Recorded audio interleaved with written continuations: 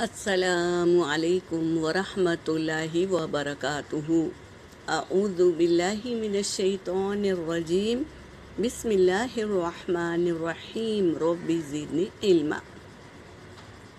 اللہ تبارک تعالیٰ نے قرآن پاک میں کہاں کہاں پر ہمیں کیسے طریقے سے بات کرنی ہے یہ سمجھایا ہے۔ سورہ بقرہ میں اللہ تبارک تعالیٰ فرما رہے ہیں بھلی بات کہا کرو۔ کیا فرما رہے ہیں؟ بھلی بات کہا کرو، ایسی بات کرو کہ سامنے والے کو اچھی لگے، اور سیدھی اور سچی بات کہا کرو۔ سورہ احزاب آیت نمبر 70 میں فرما رہے ہیں کہ سیدھی اور سچی بات کہا کرو، گھما پھرا کر نہیں بلکہ سیدھا سچ بات پر آؤ اور سچ بات کہا کرو، اور بہترین بات کیا کرو۔ بنی اسرائیل آیت نمبر 53 میں فرما رہے ہیں بہترین بات کیا کرو، اور سورہ طٰہٰ آیت نمبر 44 میں فرما رہے ہیں نرمی سے بات کرو۔ قرآن پاک میں کئی جگہ آیا ہے کہ نرمی سے بات کیا کرو، اور انصاف پر مبنی بات کہو۔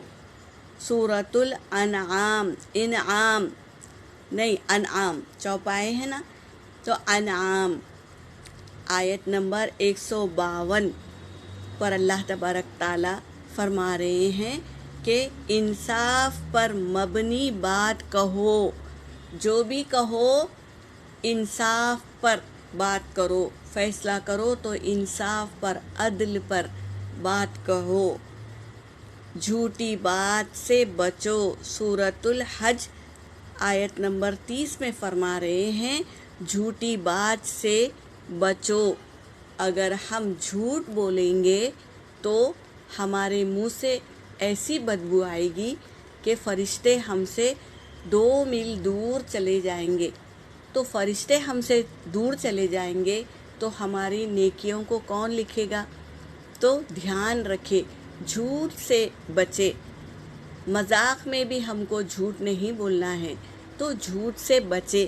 جو چیز سے ہم بچنے کی کوشش کریں گے تو اللہ ہمیں بچائے گا نا، تو ہم کوشش کریں جھوٹ نہ بولیں، اور اللہ کے حضور میں جھوٹ سے بچنے کی دعا کریں۔